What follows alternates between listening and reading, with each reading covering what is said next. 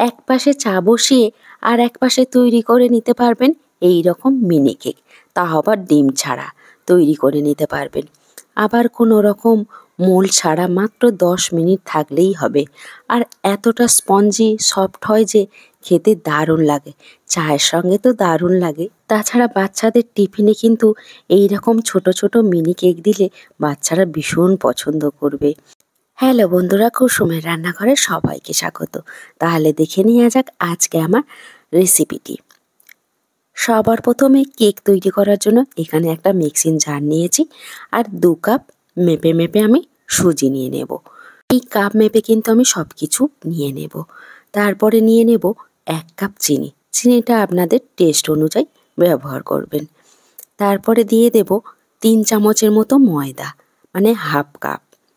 তারপরে দিয়ে দেব 2 চামচের মতো রিফাইন অয়েল। রিফাইন অয়েলটার জায়গায় আপনারা কিন্তু বাটারটাও ব্যবহার করতে পারেন। তারপরে দিয়ে দেব আমি লিকুইড দুধ। দুধটা কিন্তু এখানে আমি 1.5 কাপ ইউজ করব, পরেও লাগতে পারে। তারপরে ঢাকনাটা বন্ধ করে আমি ব্যাটার তৈরি করে নেব। দেখুন আমার কিন্তু এটা হয়ে গেছে। একটা মিক্সিং বোলের মধ্যে ঢেলে নেব। ব্যাটারটা কিন্তু আমার অনেকটা ঘন মনে হচ্ছে। আমি আর একটু কিন্তু দুধ এখানে ইউজ করব। আমি কিন্তু 1.5 কাপ দুধ ইউজ করেছিলাম, আর একটু দুধ এখানে ইউজ করলাম। দুধটা দিয়ে খুব ভালো করে আমি নেড়ে নেব। আপনাদের কিন্তু কম বেশি দুধটা লাগতে পারে। আমার কিন্তু 2 কাপের একটু কম দুধটা লেগেছে। দেখুন ব্যাটারের ঘনত্ব কিন্তু এই রকমই থাকবে। তারপরে এখানে দিয়ে দেব হাফ চামচ বেকিং পাউডার আর 4 ভাগের 1 ভাগ বেকিং সোডা দিয়ে আমি কিন্তু খুব ভালো করে নেড়ে নেব। বেকিং পাউডারটা দেওয়ার পরে কিন্তু বেশিক্ষণ রাখলে হবে না, সঙ্গে সঙ্গে কিন্তু এটা তৈরি করে নিতে হবে, নাহলে কিন্তু ফুলবে না কেকগুলো। দেখুন আমার কিন্তু একদমই কেকের ব্যাটারটা রেডি হয়ে গেছে। তারপরে এখানে আমি একটা আপ্পাম প্যান নিয়েছি। আমি এই প্যানের মধ্যেই কিন্তু কেকগুলো তৈরি করে নেব। তারপরে আমি অল্প অল্প করে ঘি দিয়ে দিয়েছি। আপনারা কিন্তু চাইলে বাটার দিয়েও তৈরি করতে পারেন। দেখুন ঘিটা কিন্তু গলে গেছে। তারপরে আমি অল্প অল্প করে ব্যাটারগুলো দিয়ে দেব। একদম ভর্তি করে কিন্তু দেবেন না, কারণ কেকগুলো কিন্তু ফুলে যাবে। দেখুন এইভাবে কিন্তু অল্প অল্প করে ব্যাটারগুলো দিয়ে দেবেন।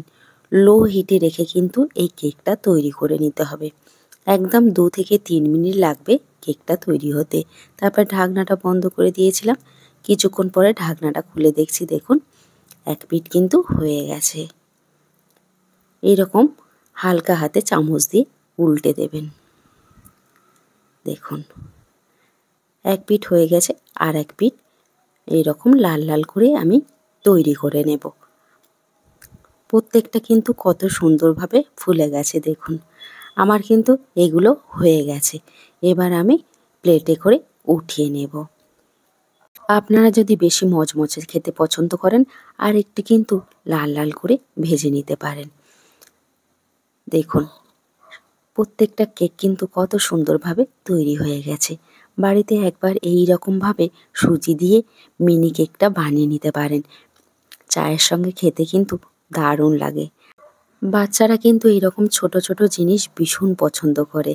টিফিনেও বানিয়ে দিতে পারেন। দেখুন আমার কিন্তু একইভাবে সবগুলো কেক তৈরি হয়ে গেছে।